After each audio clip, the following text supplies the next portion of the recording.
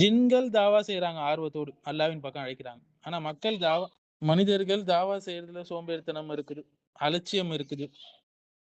ஜின்களுக்கு தங்களுடைய ஜின் சகோதரர்கள் மேல இருக்கக்கூடிய கவலை கூட மனுஷனுக்கு மனித சகோதரர்கள் மேல இல்லைங்க. அல் குரான்ல சூரத்துல் அஹ்காஃப்ல நம்ம தெளிவா பார்க்கலாம். யா கௌமனா அஜீபு தாயி அல்லாஹ் வ ஆமினு பிஹி யக்ஃபிர் லகும் மின் துனூபிக்கும் வ யுஜிர்கும் மின் அதாபின் அலீம் என்று. எங்களுடைய மக்களே, அல்லாவின் அழைப்பான நபி ஸல்லல்லாஹு அலைஹி வஸல்லம் அவங்களுக்கு பதில் அளியுங்க. அவரை ஈமான் கொள்ளுங்கள். அல்லாஹ் உங்களுடைய பாவங்களை மன்னிப்பான், தண்டனையிலிருந்து உங்களை பாதுகாப்பான் என்று தன்னுடைய ஜின் சகோதரிடம் தாவா செய்கின்றனர். ஜின்கள் குர்ஆனை செவிமடுத்தது. ரசூலுல்லாஹி ஸல்லல்லாஹு அலைஹி வஸல்லம் போதும்போது ஈமான் கொண்டாங்க. தங்களுடைய மக்களிடையே தாயிக்களாக திரும்பினாங்க. அல்லாஹ்வை நோக்கி அழைத்தார்கள். இதுதாங்க தாவா. இது அல்லாஹ் சுப்ஹானஹு வ தஆலா தன்னுடைய அல் குர்ஆன்ல பதிவு செய்றான். சூரத்துல் ஜின்ல நீங்க பார்க்கலாம். ஜின்களில் ஒரு குழு கவனமாக அந்த குர்ஆனை கேட்டது.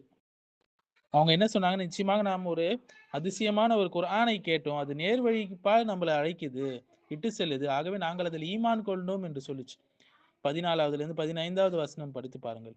எங்களில் சிலர் முஸ்லிம்களாக இருக்கிறாங்க, எங்களில் சிலர் அநியாயம் செய்பவர்களாக இருக்கிறார்கள் என்றும் சொன்னாங்க. மேலும் ஷிர்கை எதிர்த்து தாவா செய்தது. 72வது அத்தியாயம் 21வது வசனம் பாருங்க.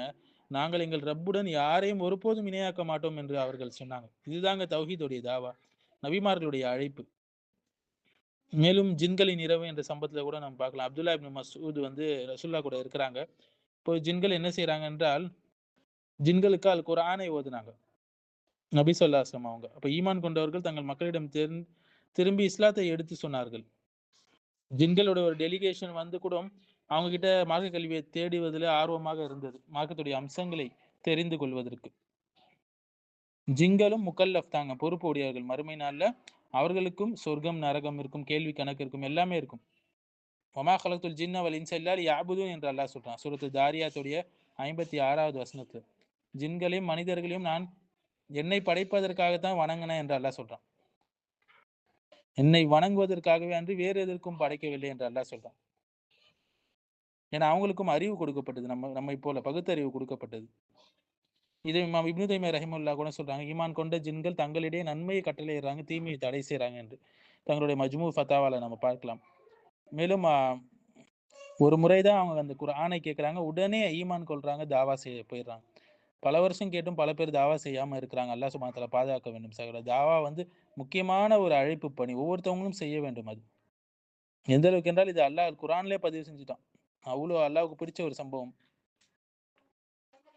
ஷேக் முக்பிலுடைய வகுப்புகளில் கூட சில ஜின்கள் அமர்ந்து பாடம் கற்பார்கள் என்றெல்லாம் நிறைய செய்திகள்லாம் வந்திருக்கு. மேலும் மசாயில் இமாம் அஹ்மத், இமாம் இப்னு ஹானி இமாம் அஹ்மது அம்பலுடைய முக்கிய மாணவர்கள். இமாம் அஹ்மதுடைய கருத்துக்கள், ஃபத்வாக்கள் எல்லாத்தையும் கேள்வி பதில் ரீதியாக தொகுத்தவர்கள். இமாம் அஹ்மத் சொன்னதாக, ஜின்களிலும் ஃபுகஹாக்கள் இருக்கிறாங்க, அறிஞர்கள் இருக்கிறார்கள் என்று சொன்னதாக. ஸோ அவங்களிடமும் தாயிக்கள் இருக்கிறாங்க. மஜ்மூ ஃபத்தாவால இமாம் இப்னு தைமிய்யா சொல்றாங்க, ஜின்களிலும் ஆலிம்கள் இருக்கிறார்கள் என்று.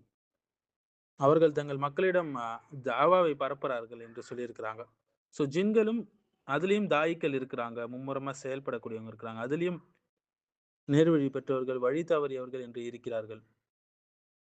எந்த அளவுக்கு சொல்லப்படுதுன்னா, அதுல கூட ஷியாக்கள் என்ற கூட்டம் இருக்கிறது என்றெல்லாம் சொல்லப்படுது.